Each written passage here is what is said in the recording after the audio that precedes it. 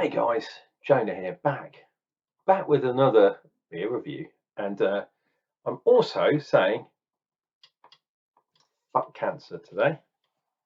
Beer-wise, we are back in the Stone and Friends Ferment magazine, but in this, and you can get this online, I believe, there is a really interesting article called "Free the Thiols," and it talks about the interaction between hops and yeast, and the biotransformation it's called.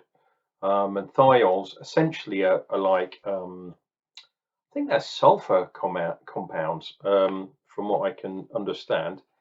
And oh my God, it's just an absolute mind blower. And from what's going on with yeast manufacturers and to some degree hop producers, especially Yakima Valley, who are doing crazy cryo pop now, which is basically mixing different hops together into a kind of pellet and weird stuff like that.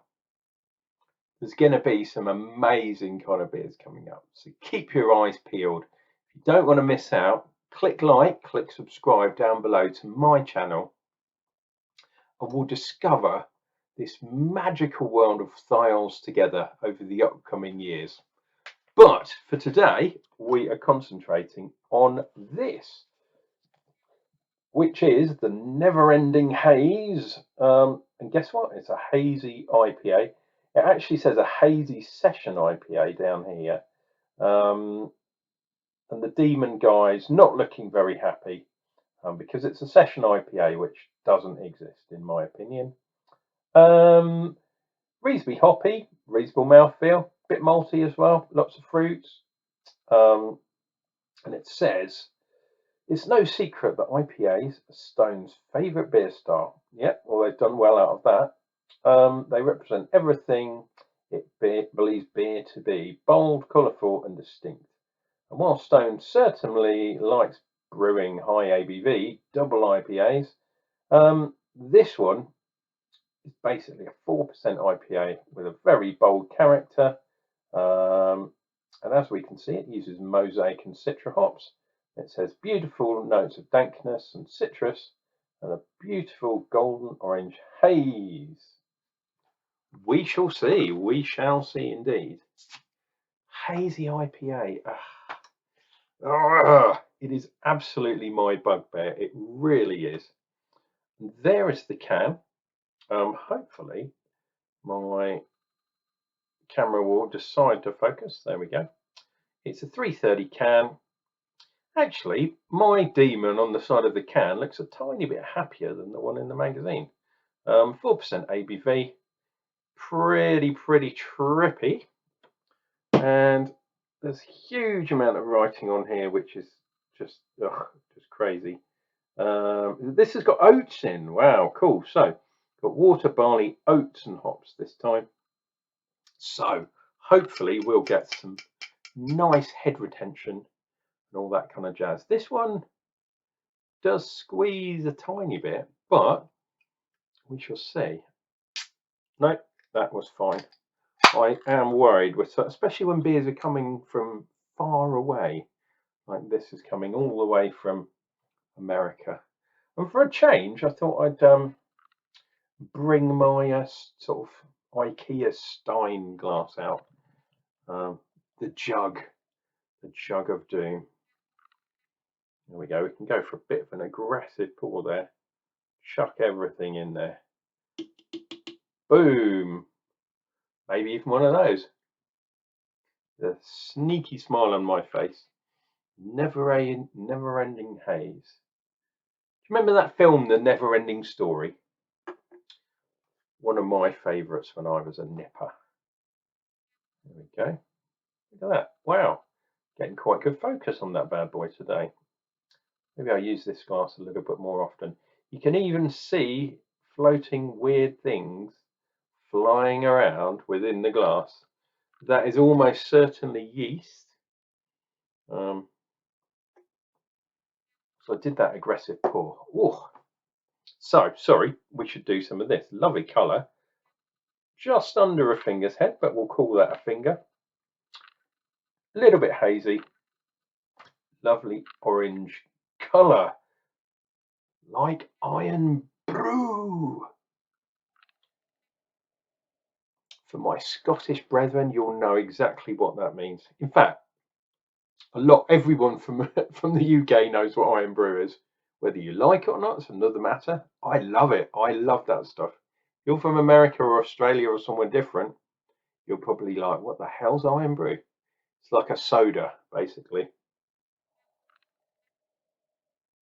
Whoa.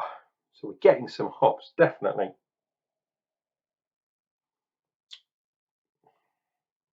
Hard to pick out exactly, but I'd say the Citra probably dominates on the nose. So you're getting that piney kind of hedgerowy dankness, but a little bit of kind of flowery stuff going on. A little bit of fruit, perhaps, that kind of thing. But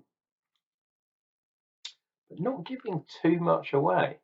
So, because it's a session IPA, they're going to have hopped this absolutely ridiculously to get some superb flavors in there, so that you don't notice that you're drinking a very, very weak beer. That's my story, and I'm sticking to it, Your Honour. Let's dive in.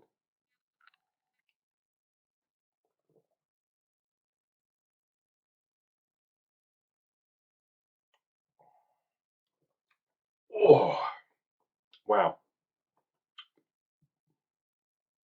Massive bomb of hops exploding in your mouth.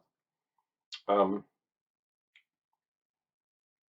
little bit of residual sweetness there, a little bit of malt as well. So, although this is a very light beer at 4%, you're definitely getting a little bit of that malty taste in there, which is good. Oh, there's a little fly buzzing around. Last one of the year, maybe.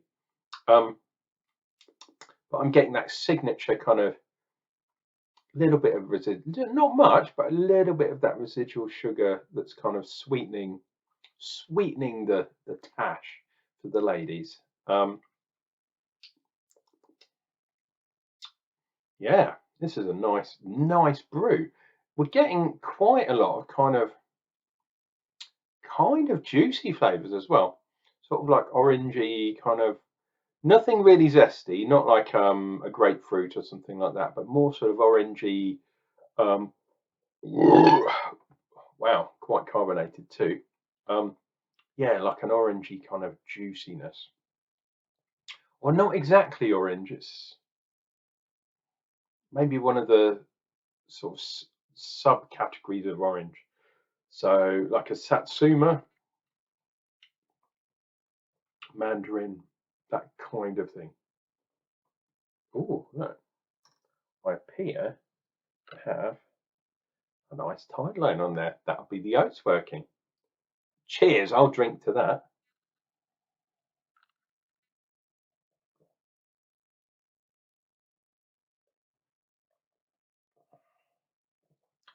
Ooh, slightly larger sip that time. Yeah, so for me, the hedgerow is up front,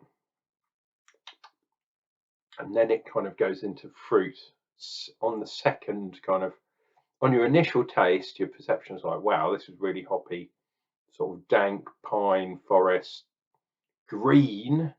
And then secondary, the kind of juiciness kind of takes over. It's not like a super juice bomb that kind of clears your mouth, but you're definitely getting aftertaste of like, oh, fruity, which is kind of cool. I'm liking that.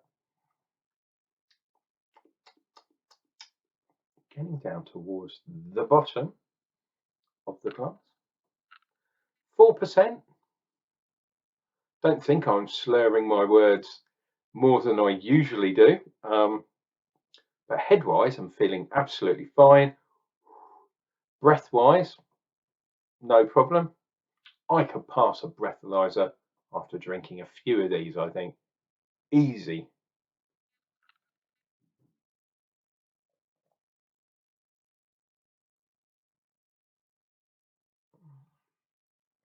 Oh, don't drink and drive, chaps.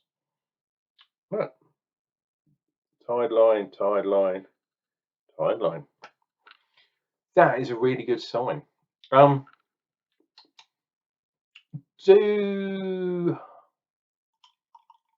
I like this beer? Yes and no.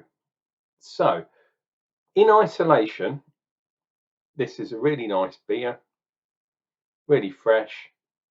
If you like a sort of more fruity beer than a dry, hoppy bad boy, as in a hop bitterness one, this is not very bitter, put it that way. This could be the beer for you if you like juicy beers as well. No problem. If you like hazy beers, no worries. If you don't want to drink a double IPA of sort of 6-7%, 4% beer, absolutely fine. However, my bugbear about hazy IPAs persists. I think this is not, sorry, not hazy IPAs, session IPAs. I like hazy IPAs. Session IPAs. What is that all about?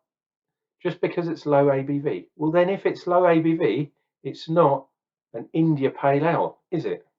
It's just a pale ale, a hoppy pale ale.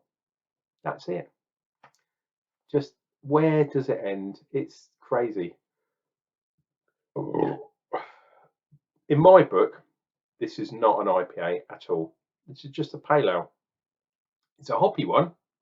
Yep. It's a hazy one. Yep. But an IPA, this is not. In my book. You guys might have a different opinion.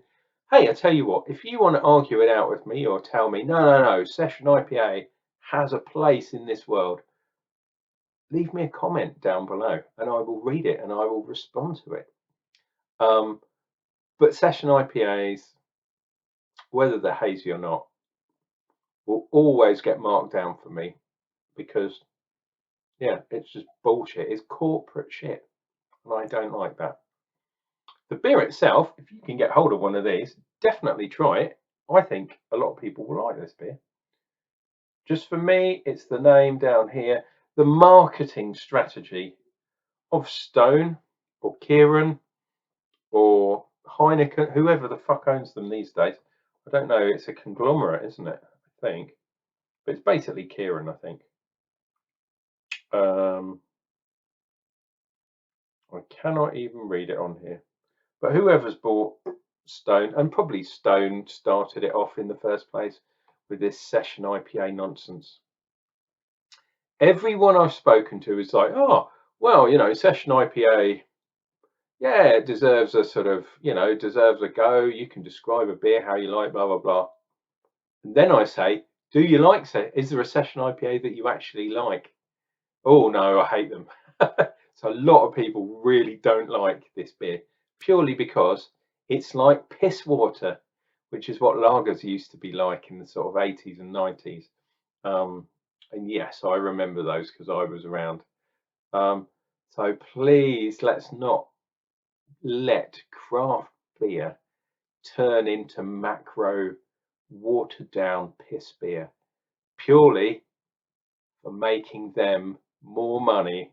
And Stone, they obviously didn't make enough money because they sold out, or maybe it was just because the head honcho, who I can't remember, Steve someone, I think it is, basically sold them down the river and is now a millionaire. So nice one, dude, but you've sold your soul to the Stone Demon. There he is. And in this case, the demon is growling because he's above the word session. This has been Unclejona. Please understand everything I say is scattered with irony and bullshit, and maybe 4% alcohol is hitting me somewhat. No, I don't think it is. Just I have my odd opinions upon life and upon beer, and maybe they'll change someday. If enough people argue with me, maybe they'll change sooner than you think. Till then, guys, cheers and beers, and we'll see you tomorrow for another. I think I've got one last Stone beer to review, so I'm going to do that. that one tomorrow. We'll see you real soon, and this is Unclejona saying, Shalom.